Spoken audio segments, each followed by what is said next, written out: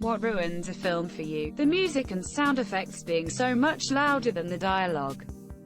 Sometimes painfully so, yet I can't quite hear what is being said. HBO is the fucking worst for this, in my opinion. There is no correct volume. If you can hear dialogue, the first loud thing will perforate your eardrums. If you turn it down enough to avoid hearing damage, you're gonna have to use subtitles for the dialogue. I feel your pain. It really can literally be painful to the eardrums to watch a movie. Plots that could be solved in seconds if the characters just talked. Wait, I can explain, it's not what it looks like. Quote, I don't want to hear it, there's still 70 minutes left in this movie.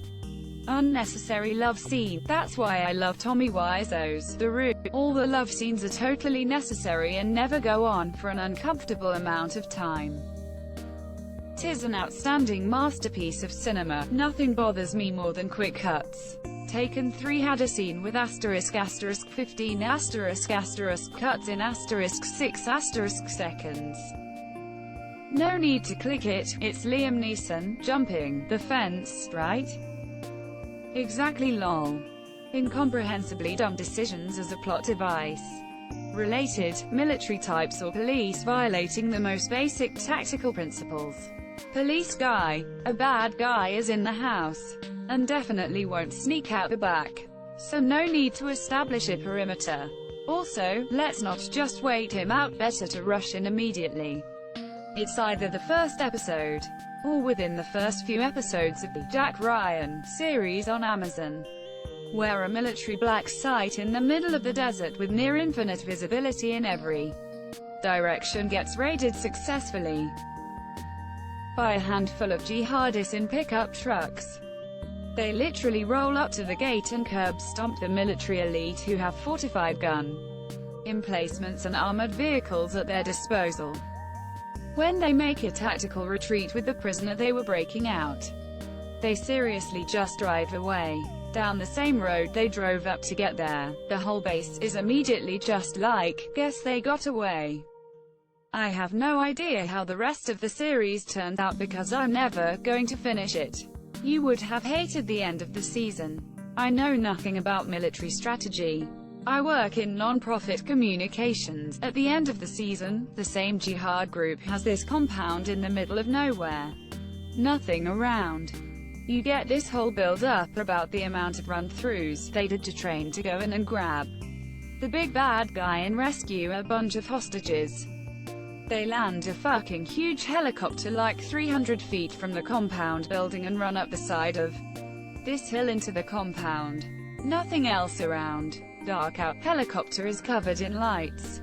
Then like 30 guys with night vision gear jump out because they can't see even though this helicopter is so bright it lights up the whole side of the compound. Then they rescue the hostages by running them all back down this hill towards the super well-lit helicopter. Everything about this raid had me turning to Misa and going, who exactly are they trying to surprise here? Because every single person in that compound knows they've arrived. Ugh. When a character is just a horrible human being but it gets justified and they get a happy ending. Because, oh, they were just in love. That's why they did X thing.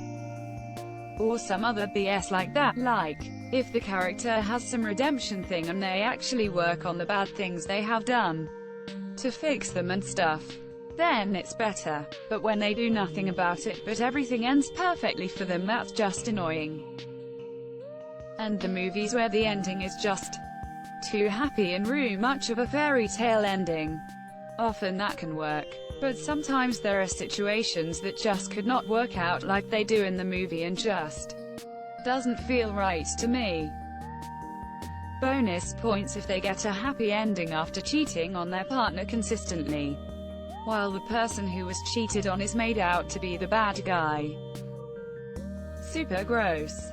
Crappy child acting. Nothing takes you out of the movie experience more than when a kid rambles off their lines with no emotion or awkwardly moves to their marks. 100% agree with this one. And every time I criticize it, people always go, "They're just kids, they have been played." Child performances in films. Being a kid doesn't give them the right to suck. I remember it pissed me off in Endgame. Lane, Tony Stark's daughter, is at her father's funeral and she's totally fine. When I was her age, I would bawl my eyes out every time my dad left for 2 days. She would be an emotional wreck. IDK, kids don't have a real concept of the finality of death. It's not unreasonable to assume she just didn't grasp the gravity. While later that night a question like, "When will Daddy be home?" or something like that will be asked. That's how I was when I was that age. My uncle was shot in the gas station he owned and died a week later. I was sad when I was told, but it wasn't for a while later that idea of finality set in. The trailer. Agree, I actively avoid all trailers these days. To do so in the theater I bring earplugs. Blatant unnecessary sex scenes. TBH, Terminator had the only truly necessary one. It's too predictable. And GT, person are just living their life.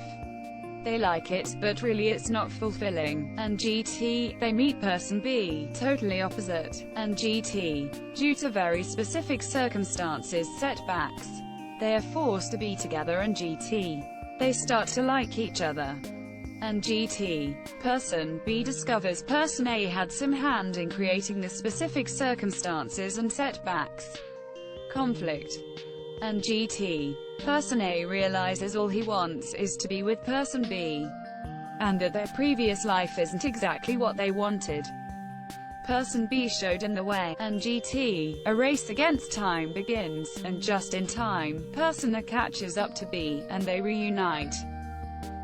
Oh, sorry, I forgot the spoiler tag for every single chick flick ever. And GT, they meet person. How does one meet someone? I hate when a name actor plays a role that the viewer is supposed to think is just any old person. But plot twist, they become important to the story later on. Like, you aren't casting Johnny Depp to be a guy the main protagonist just bumps into in a coffee shop. Never to be seen again. Edit. Guys, stop commenting with cameos. That's not the same thing. Indiana, A Million Ways to Die in the West. There's a scene where you see Ryan Reynolds for like 30 seconds and he gets shot. That's the only time you see him in the movie. An amp, #X200B, here. TBF, it's also a Seth MacFarlane production. He has a thing about cameos. Awful pseudo-medical effect. I work in health, so it's ultra-jarring to see characters shocking asystole, sticking lines in upside down, that kind of thing. Little stuff I can ignore, but sometimes it's a plot point that didn't even have to be done badly to make sense. Now, when it's deliberately done comedically, that's fine, that's the exception. I can't remember the title, but the Jason Statham films where he can't allow his heart rate to drop. That was totally cool by me, they were great. Crank, absolute amazing movie because just like you said, it was intended to be purely ridiculous. I can get behind that. That's the one. Now I need to watch it again, hell yeah. When a movie is made from an anime, comic book, past childhood show, movie, etc., and completely change it because they want to put as little effort in it to get as much cash as possible. Still not healed from The Last Airbender. For me it was Eragon. Contrived narrative exposition. Just a few shitty scenes in the beginning can absolutely ruin a film for me. If you want to see a perfect example for this, it's actually best to turn to an example where this is parodied. The initial scenes of Carbon in the Woods, where their main characters are introduced. Everything is so completely over the top, and you can stereotype every single character immediately. Cabin in the Woods uses this perfectly to lure the viewer in, and turn these stereotypes upside down later on in the movie. So while Cabin in the Woods is still enjoyable for me, it still serves as a great example to recognize the pattern of contrived narrative exposition. Once you know about, you will recognize in so many other movies, when the lip-syncing doesn't match up. It can ruin an otherwise great film. Looking at You, The Revenant. Also, I hate obvious ADR. ADR takes me out of the film completely. ADR, automatic dialogue replacement.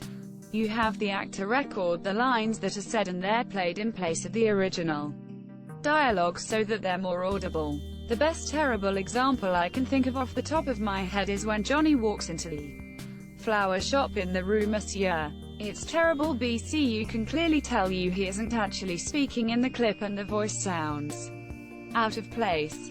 When the protagonist's trusted sidekick turns out to be the real bad guy. I'm just sick of the "can't trust anyone" spiel. When literally everyone is given dark pasts and sinister motives, it gets old. Terrible dialogue.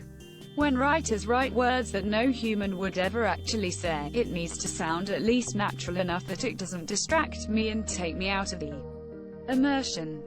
I did not hit her. It's not true. It's bullshit. I did not hit her. I did not.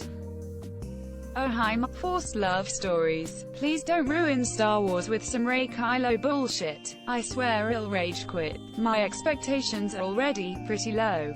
But if they can 1. Avoid Reylo and 2. Not give Kylo a redemption arc, I'll consider it a success.